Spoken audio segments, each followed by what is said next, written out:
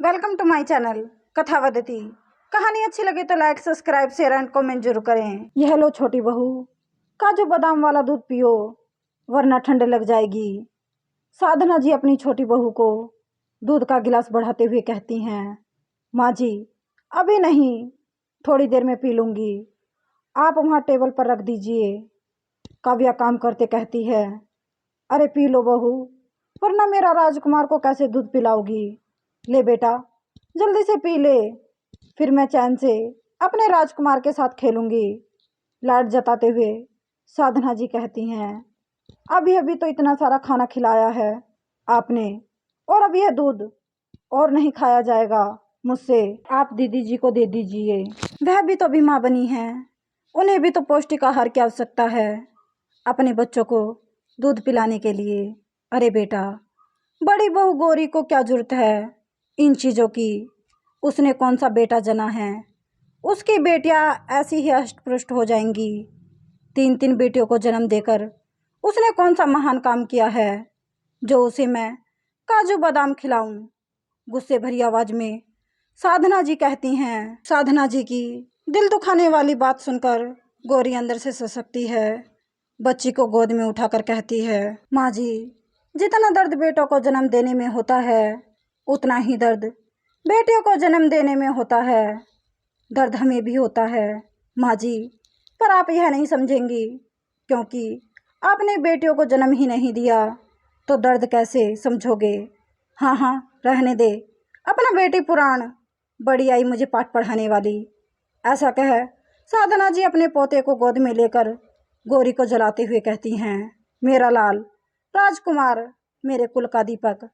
कुछ दिनों बाद पोते के जन्म पर साधना जी ने बहुत बड़ी दावत रखी थी, जिसमें गांव के सभी लोगों को बता दिया गया।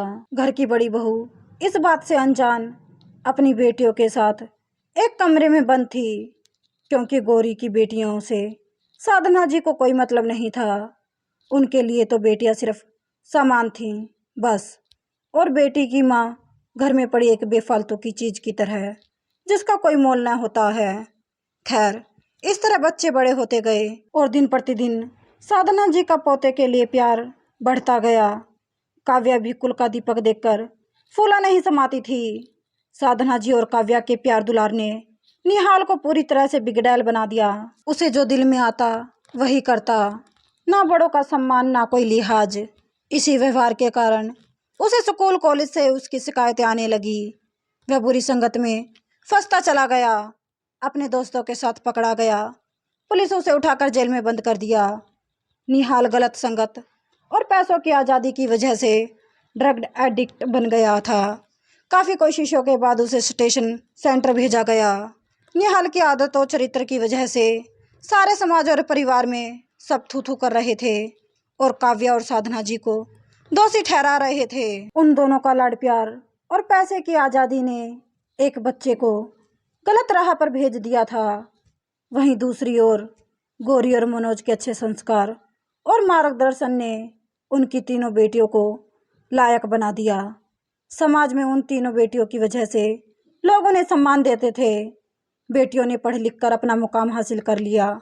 आज गौरी की तीनों बेटियां कुल का नाम रोशन कर रही थी और काव्या और नामित का इकलौता कुल का चिराग कुल की मर्यादा को धूल में मिला रहा था। एक दिन साधना जी अपने कमरे में बैठी बैठी यही सोच रही थी कि तभी बाहर बैंड बाजे की आवाज़ से काफ़ी शोरगुल सुनाई दी, जिसे सुनकर साधना जी वहाँ जाती हैं और बाहर का नज़ारा देखकर आंखों से खुशी के आंसू छलक जाते हैं। बड़ी सी गाड़ी में अपनी पोती जो अभी अभी आईपीएस बनकर अपने शहर में लौटी रही थी और पीछे पीछे सारे गांव वाले दरवाजे पर पहुंचते ही सबसे पहले अपनी माँ बाप को प्रणाम करती है और अपने गले की फूलमाला अपने माता पिता के गले में डाल देती है, जिसे पाकर गौरी और मनोज खुशी से रो पड़ते हैं और कहते हैं, आज मेरी बेटियों ने मेरा सर फकर से ऊंचा कर दिया। आज दुनिया के ताने छोटे पड़ने लगे, तुम तीनों ने कर दिखाया मेरी बच्चियों। आज तीनों बेटियां उच्च पद पर आसीन थी। तनु की खुशी से खुश होकर पूजा रेखा अपने पिता का हाथ थाम कर कहती हैं, पापा आप दोनों के साथ के बिना तो यह मुमकिन ही नहीं था। माँ पापा आपका साथ ही हमारे लिए सबसे बड़ी शक्ति है, जो हमें आगे बढ़ने के लिए प्रेरित करती है। और जो कुछ भी है, आप दोनों की बदौलत है।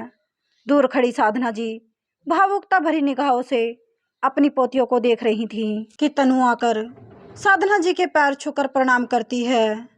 और जैसे ही तनु प्रणाम करके सीधा खड़ी होती है, वैसे ही साधना जी अपने सीने से लगाकर भावुक हो जाती हैं और कहती हैं, मैंने आज तक तुम लोगों के साथ कितना बुरा किया, कभी अपने आंचल की छांव नहीं पड़ने दी, फिर भी पूरे गांव में मुझे दादी दादी कहकर तुम सबकी जबान नहीं थकती थी। बचपन से आज तक तुम तीनों बहनों ने हमारा सर फकर से ऊंचा किया है, और जिसे दिल और दिमाग में बिठा कर रखा उसने कहीं का नहीं छोड़ा। सच में बिटिया, आज मुझे तुम सब पर नाज है, और मैं शान से कह सकती हूँ कि यह मेरी पोतियाँ हैं, जिसने अपने खानदान का नाम हमेशा ऊंचा किया है। फिर तीनों पोतियों को प्यार से अपना आशीष देती है और गौरी को अपने पास बुलाकर कहती है, सच कहती थी तू गौरी, काश मेरी भी एक बेटी होती तो मैं वह दर्द समझ पाती जिस दर्द से मैं अछूती रही। पर कोई नहीं, देर सवेर मुझे जिंदगी का सबक मिल गया और उसका एहसास भी हो गया।